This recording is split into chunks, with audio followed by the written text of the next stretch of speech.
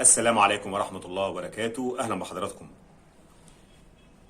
المهندس سميح سويرس زعلان، والأستاذ مصطفى بكري طالع بيهاجمه في تصريحات، دايس في الراجل ده. زعلان ليه؟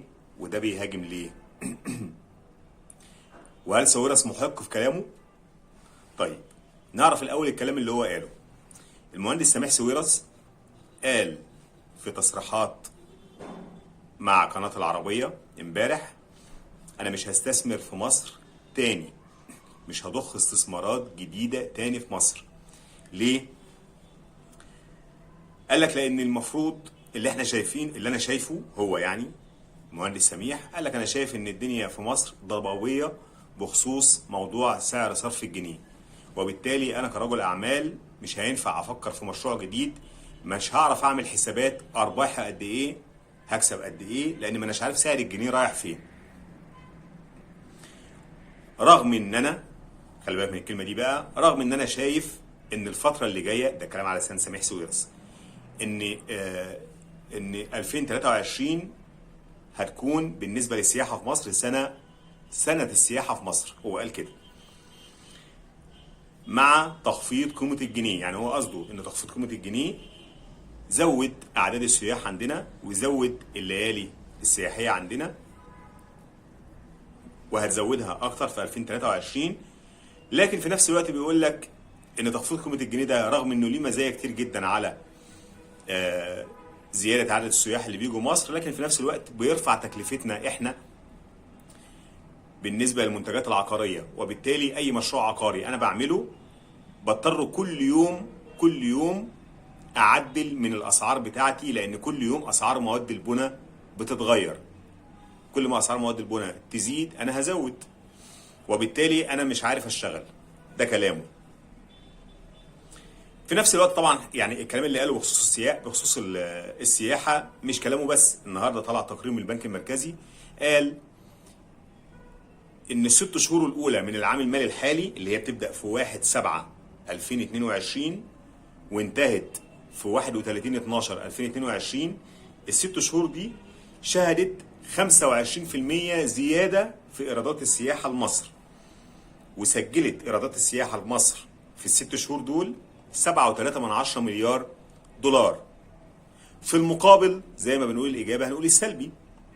تقرير البنك المركزي برضو النهارده قال ان في المقابل في نفس الفتره دي، الست شهور دي، ايرادات المصريين العاملين في الخارج، او تحويلات المصريين العاملين في الخارج لمصر تراجعت بنسبه 23%. سجلت كام؟ سجلت 12 مليار دولار فقط في 6 شهور. طيب ده كلام المهندس سميح، وده تقرير البنك المركزي. الاستاذ مصطفى بكري الكاتب الصحفي طلع النهارده وقال كلام يعني ردا على سميح سويرس. قال له، هقرا لكم كلامه بالظبط. طيب بكري بيقول له للمهندس سميح: نصيبك من المشاركه في المشروعات القوميه اللي اتعملت ال7 سنين اللي فاتوا 75 مليار جنيه، ما بالك ب 4000 شركه خاصه بتشارك في هذه المشروعات اللي بتشرف عليها القوات المسلحه. يعني لما انت نصيبك لوحدك يا عم سميح، او نصيب شركتك يعني، في ال7 سنين اللي فاتوا 75 مليار جنيه من المشروعات القوميه بتاع الدوله، امال ال 4000 شركه اللي شغالين معاك في المشروعات دي نصيبهم كام؟ وبيقول له ان الشركات دي، ده مصطفى بكري بيقول له ان الشركات دي بيعمل فيها 5 مليون مصري، وانت عارف ان كل الظروف اللي مصر بتشهدها حاليا دي نتيجه للانهيار اللي حصل في اعقاب احداث ثوره 25 يناير. وبيكمل بيقول له: سيادتك عارف ان الدوله فتحت الباب الان امام القطاع الخاص ليعود لدوره الضروري والهام. كنت اتمنى أن تترفع عن لغة الإثارة في وقت تواجه فيه البلاد تحديات خطيرة، ولكن للأسف لقد حققتم مليارات الدولارات من مصر، ولكن يبدو أن نكران الجميل، الكلام على لسان مصطفى بكري موجه لسميح سويرس، يبدو أن نكران الجميل أصبح سمة هذه الأيام. ثق يا سيد سميح أن مصر سوف تتعافى من أزمتها وتتجاوز كل محاولات إفشالها بفضل أبنائها المخلصين الذين يعشقون الوطن أكثر من عشقهم للمال. بقى لي سؤال هام لديكم الآن آل ساويرس، ثروة تقترب من 10 مليار دولار. ممكن تقول لي حضرتك، هل تستطيع أن تقول لي كم مليار منها في مصر؟ للأسف ولا مليار. ده كلام مصطفى بكري لسميح سويرس. طيب مين معاه الحق؟ الاتنين أكيد بيحبوا البلد. تمام؟ النهارده رئيس الوزراء طلع بيان مهم يتكلم فيه في حاجات كتير، ومن ضمنه ان خلال ايام هنعمل مؤتمر صحفي عالمي عشان نتكلم فيه عن وضع الاقتصاد في مصر. تمام. طلبي ورجائي مع كامل الاحترام للمهندس مصطفى مدبولي، يا ريت اللي يعمل المؤتمر ده الرئيس عبد الفتاح السيسي شخصيا، هو اللي يعمل المؤتمر العالمي وهو اللي يتكلم فيه.